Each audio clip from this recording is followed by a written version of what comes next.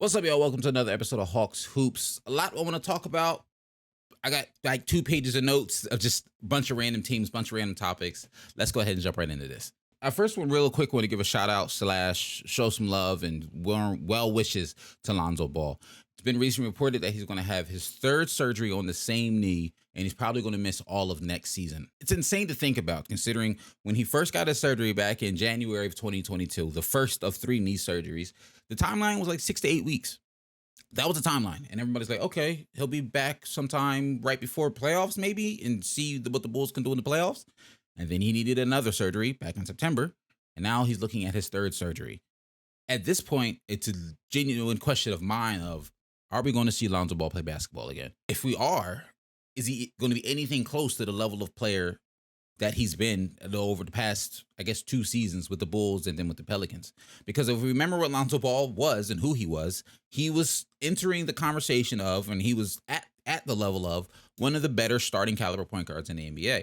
I don't think he necessarily was all-star level yet, definitely not all NBA or superstar or anything like that, but he was like one of the really good starting caliber point guards in the NBA. And you can see the ceiling getting higher if he decided to be more aggressive offensively, scoring wise. But he was an amazing playmaker, an absolutely amazing defender, especially on that Bulls team. Him and Caruso in that backcourt was deadly defensively.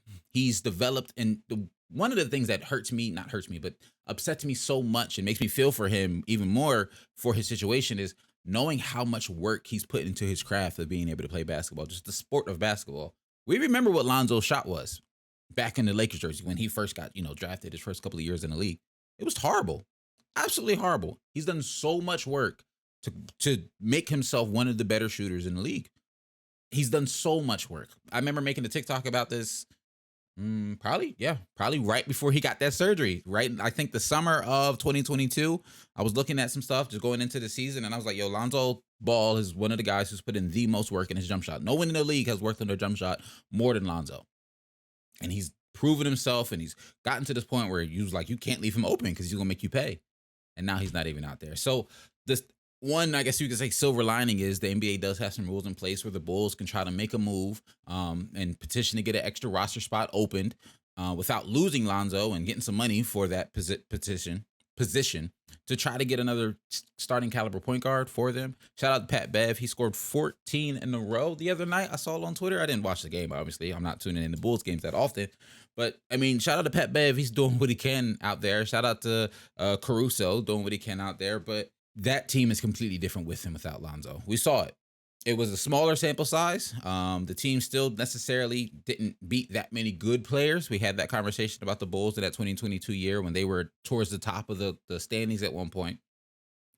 But you can see on paper, and you see the couple of games that they did play together, the fit was there.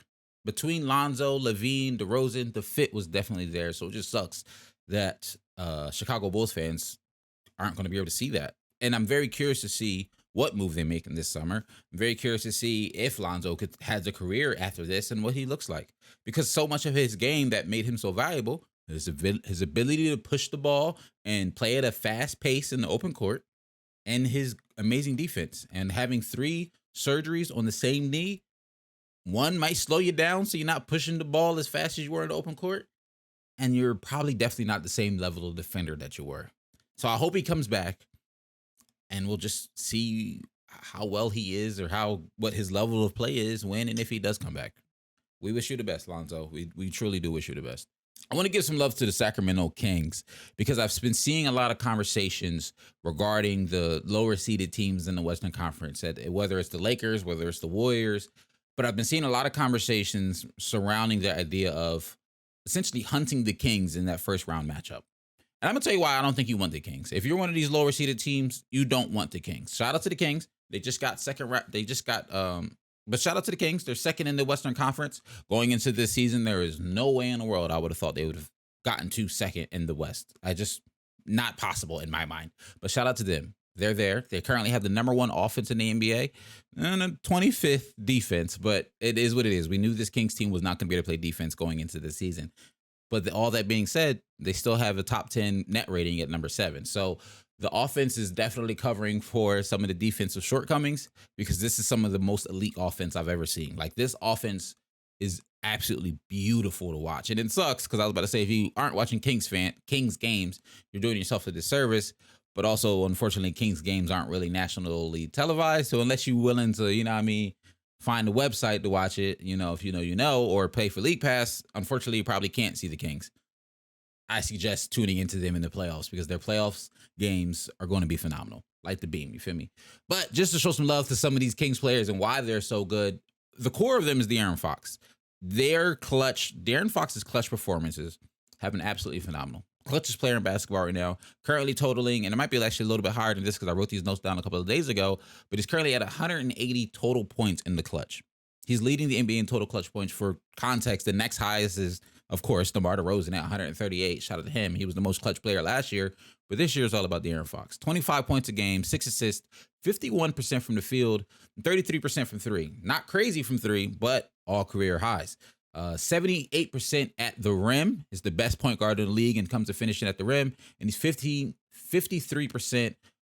from basically 4 feet to the free throw line. So in the paint, De'Aaron Fox is putting elite rim pressure on the opposing defense. He's attacking the basket play after play after play.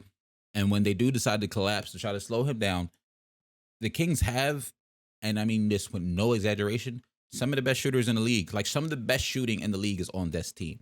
Between Kevin Huerter, between Malik Monk, between Keegan Murray, they have plenty of shooting. Harrison Barnes can knock it down if you open. They have plenty of shooting on this team to play wonderfully with a playmaker like Sabonis and a rim attacking guard like De'Aaron Fox.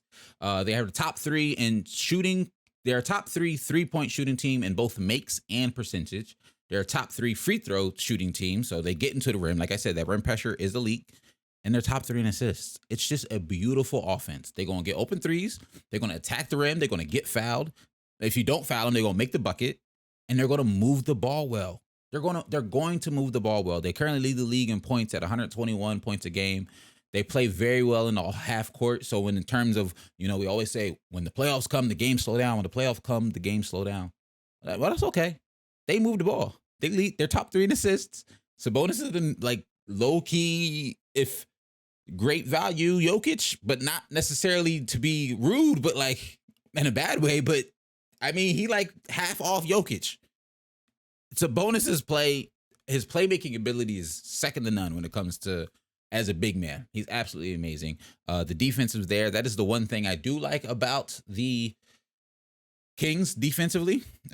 Yes, you might be able to get a good shot off because they're not necessarily amazing defenders on that perimeter. But if you miss, Sabonis is grabbing that rebound. And then they're out on the breaks. They're giving it to Fox. They're running up the court. So that is the one, I guess we could say, silver lining, because they do rebound well thanks to Sabonis. But shout out to Kings. They secured the playoff berth. First time in 16 years. Last time they made the playoffs in 2007. And this is their first winning record season since 2006. It's a beautiful story. Like the beam. I'm loving what I'm seeing from the Kings. Next, let's talk about the Lakers. Mainly just to say I'm frustrated that they sat Anthony Davis against the Rockets. They were the 9 seed after the game right before that. Forgive me, I didn't write it down. I can't remember off the top of my head who they played right before that Rockets game, but they sat Anthony Davis. But I want to say they were the 9 seed. They had this momentum, and just that loss to the Rockets felt like such a momentum killer. This is outside looking in. I'm not a Lakers fan. I'm not really even a LeBron fan like that. So I don't, maybe I'm not as tapped in as some Lakers fans of how the team is doing, I guess you can say, more, morally or whatever. But it just felt like that loss to the Rockets felt like it just killed momentum, because now they're the 11 seed, only half a game out of the play-in. The Jazz have a 34-36 record. The Lakers are 34-37.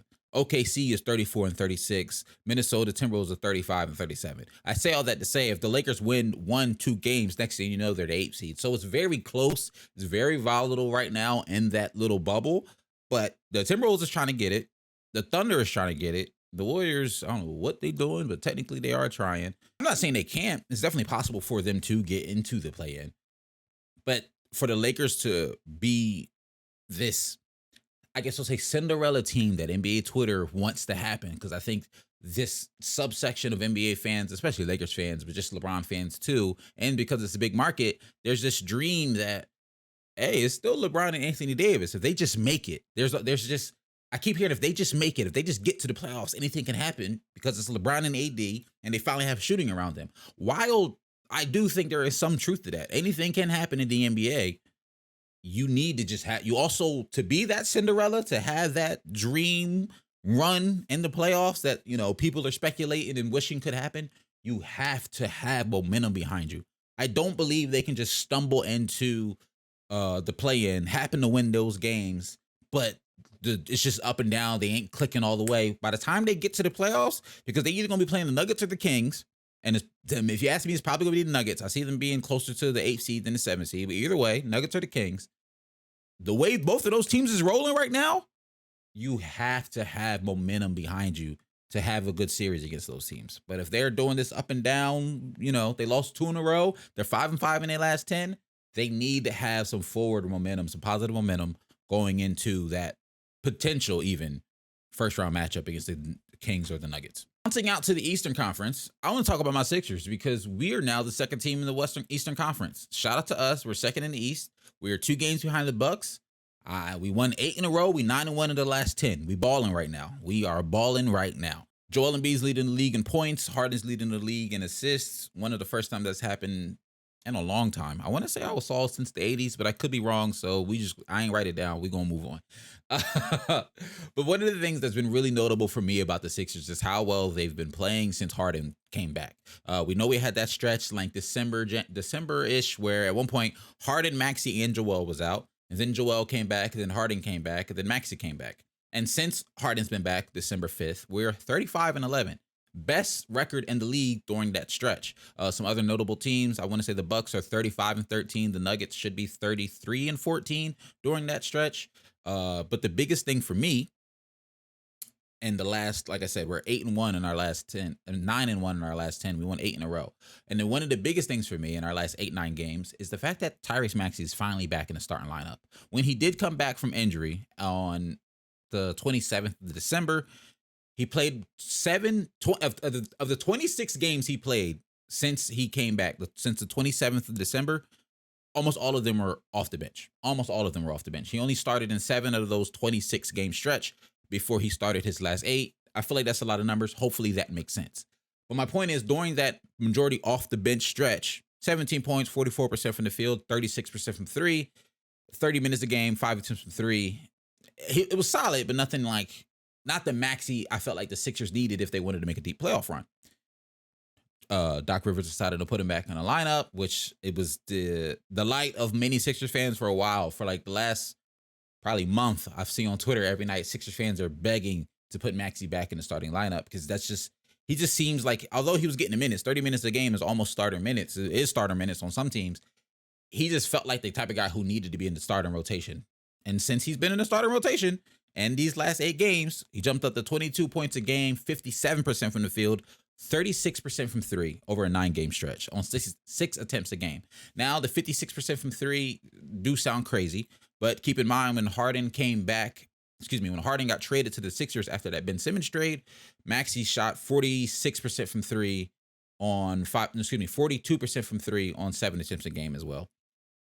The Harden and Maxey synergy, Harden does a great job of finding Maxey open on the fast break situations, getting Maxey opportunities to run a break, either pulling up a transition, finishing tough at the basket. And once he starts getting some transition buckets going, he's more confident in half court. And low key, it don't happen every game, but every now and then you'll see Maxey low key pull off a James Harden step back for 3. And it's like, okay, Maxey, if you're playing like this in the playoffs, call me crazy. I don't necessarily see a reason why the Sixers aren't in those same conversations with the Bucks and the Celtics. I think the Sixers have just as much of the opportunity to make it out the Eastern Conference into the finals as those 2 teams. Now, you can call me delusional, you can call me a homer, because I get it. History will tell us the Sixers are destined to be a second-round exit. I completely understand that. And with the history of Joel Embiid and James Harden in the playoffs, there's some shortcomings there.